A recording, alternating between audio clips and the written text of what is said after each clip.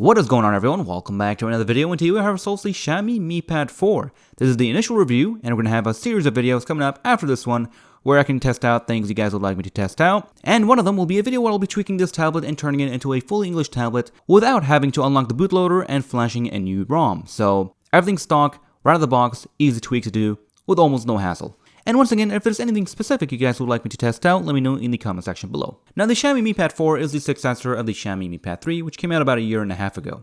This thing is nothing short of phenomenal. The display looked absolutely gorgeous, and I'll show you guys in just a bit here. The backfiring speakers sounded great. The overall build quality was pretty awesome. It was a pretty solid tablet, and overall, nothing about it was short of refinement. Except the software out of the box, depending on where you get it. This thing had a 4:3 aspect ratio similar to the iPad mini, which is probably why this thing was actually discontinued really quickly because Apple had a lawsuit against Xiaomi. But with that said, this is 4:3.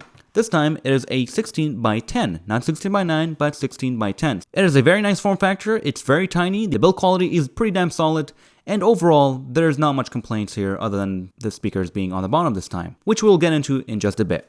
With that said, this thing can get pretty filled up with fingerprints on both the front and the back side if you don't have a case. Once again, it is made out of a uni aluminum body, so it's a pretty nice build quality, it feels pretty great, and if you're wondering, no, it does not heat up even when playing PUBG, which we'll be testing out in just a bit. It comes in two different colors and two different variants, so you got black and Sora pink, very similar to the rose gold, and then you got the 32GB edition and the 64GB 4GB edition for an additional $50 or so. So right here we have the 32GB, 3GB of RAM edition with a Snapdragon 660 and a 6000 mAh battery. And pretty much all the stuff you'd expect from Android, including an SD card slot, which is awesome since the Mi Pad 3 did not have one. So that's already a big improvement.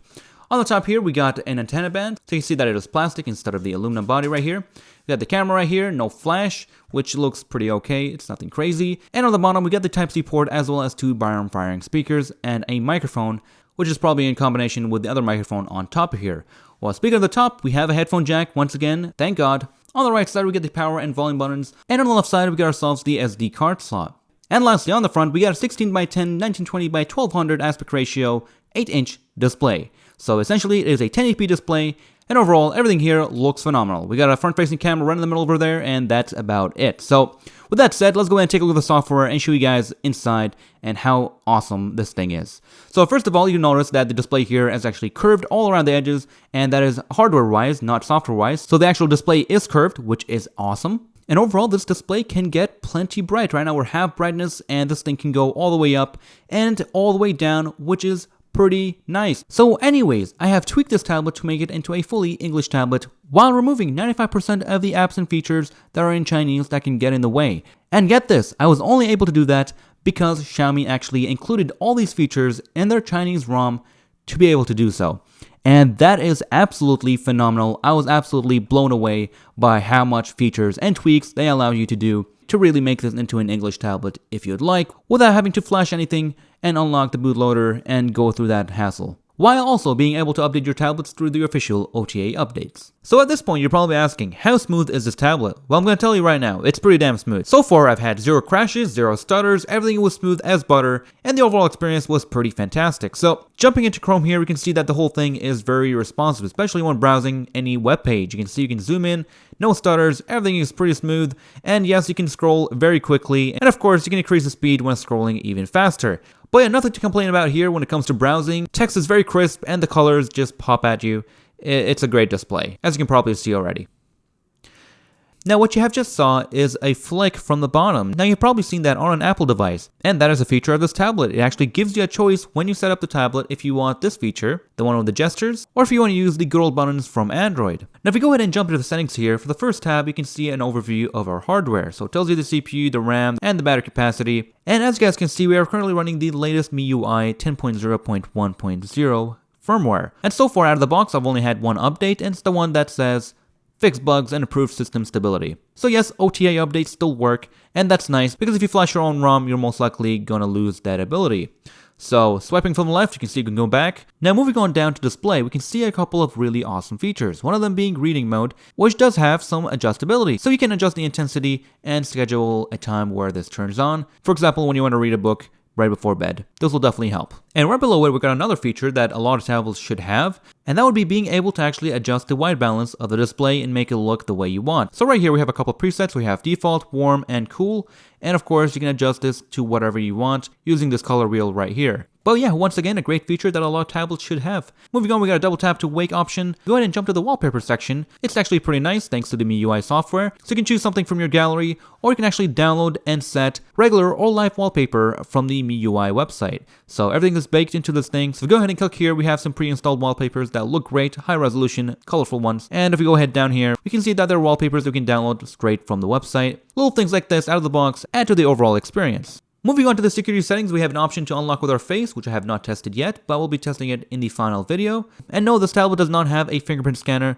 In my opinion, it would have been nice, but personally, it's not that big of an issue, at least for me. And right below it, we got the full screen display settings. And this is where you can adjust what kind of style of interaction you would like. Would you like an Apple, or would you like an Android? So once again, this is the buttonless option, so you don't have anything obstructing your screen, no bar on the bottom, no buttons whatsoever, everything is done with gestures from the edges of the display. But of course, if you don't like that, you can always go back to the button style, and there you go. You have a big fat bar on the bottom. That works just as well. Right below it, we have a Chinese AI, which we're going to go ahead and skip that, and a gaming mode, which will disable a bunch of apps in the background while you're playing games. Right here we got the MIUI Lab. You'll find settings that have not made their way to the official list, so you can test that out and be a beta tester. Initial settings, we got a couple things right here, you can take a look at it, including headphones and audio effects. This is where you can enhance your Xiaomi earbuds. If you have any, you can plug them in, and you can select one of the preset EQ profiles. And we'll give that a try at some point and give you guys my review on it. But you also do have, of course, an equalizer with a bunch of presets, and you can adjust it just the way you want.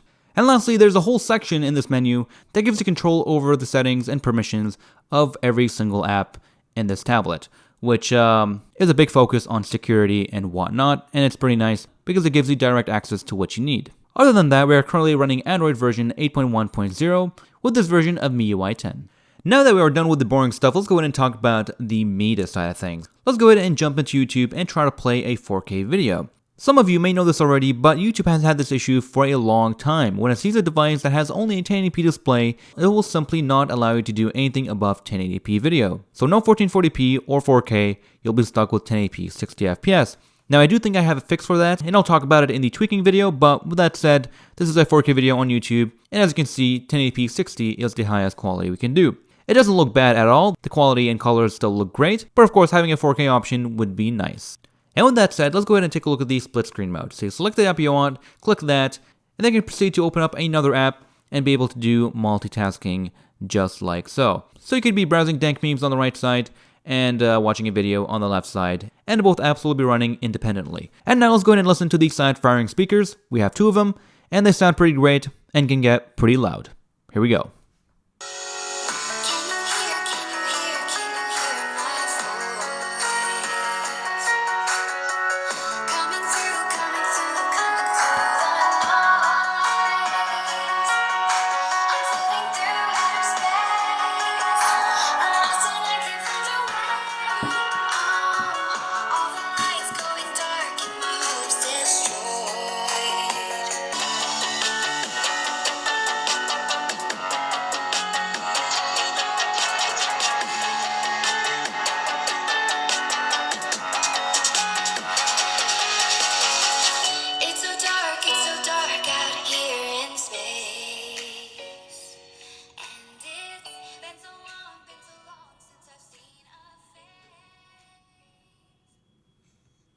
So there you go, as you guys have heard, the speakers sound pretty great, they're pretty loud, and the quality is definitely there. On the Mi Pad 3, they were on the back, and it was actually pretty hard to actually block the speakers, but at the same time, they were backfiring speakers. So even though the quality was great, it just didn't sound right when it was facing the back. This time it's on the side and it's much easier to block, as you guys have seen. Putting on the side not only blocks the audio, but at the same time it would distort the speakers, especially if you have it on max volume, because there's just so much pressure from the speakers, they start bouncing off themselves and cause some distortions. You just gotta be careful and not block the speakers if you do want to use the speakers for a movie or something. But yeah, overall you won't be disappointed with this pair of speakers. Now with this tablet, you can expect full desktop speeds, at least in my case. My maximum internet speed in this house is around 178 down and 16 up. And this is exactly what I'm getting on this tablet, and that's pretty great on the 5 GHz AC Wi-Fi network. And these are the Wi-Fi speeds you can expect a couple of rooms away from the main router, also on the 5 GHz network.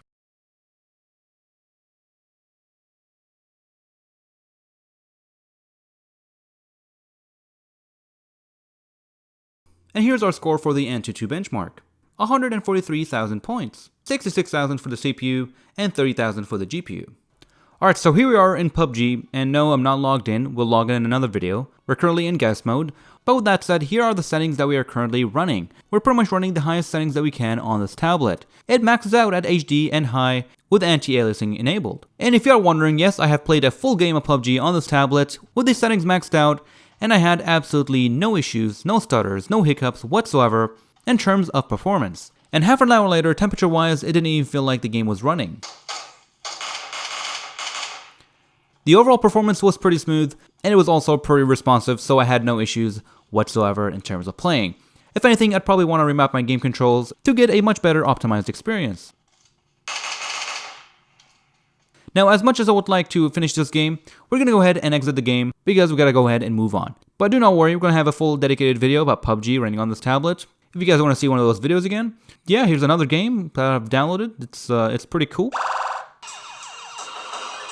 But we're not here to run really weak games. Let's go ahead and run Asphalt 9, the newest game in the series.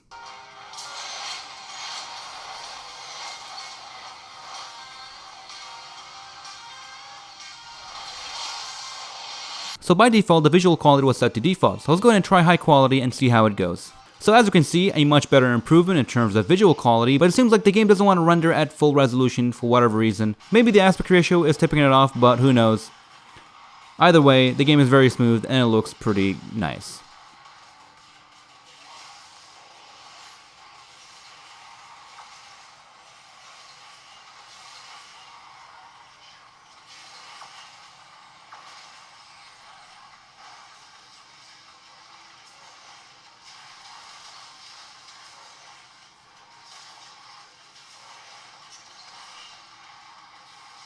And with that said, guys, that is actually pretty much it for this video. Once again, Xiaomi delivered another fantastic product, and this thing is fantastic. Once again, not a whole lot to complain about. The battery life has been pretty great, actually. If I have to guess, you'd probably expect around 6 to 8 hours of battery life, depending on how you use it, and around 2 to 2.5 hours of charging time using the included adapter. Do I recommend this thing? I would say absolutely yes, and I would give it my Kommando stamp of approval. This is by far my favorite tablet, and I would totally recommend getting it, especially now it has the SD card slot. Again, if you guys are interested in this thing, I will leave a link for it in the description below, and hopefully I'll have some coupons for you guys. And if you guys don't already know, there's the Double 11 sale going on currently in China and on GearBest. It's kind of like Cyber Monday or Black Friday, but in China. Basically, it's their biggest sale of the year. And there are a ton of product deals going on right now, so if you're interested, make sure you don't miss the links in the description below. And that is pretty much it for this video. So if there's anything you guys would like me to test out, let me know in the comment section below, and keep an eye out for the next upcoming set of videos. And with that said, that is pretty much it for this video. So thank you all for watching. Hope you guys have enjoyed this video and found it helpful. If you did, hit the like button and subscribe for more content like this, and I'll see you guys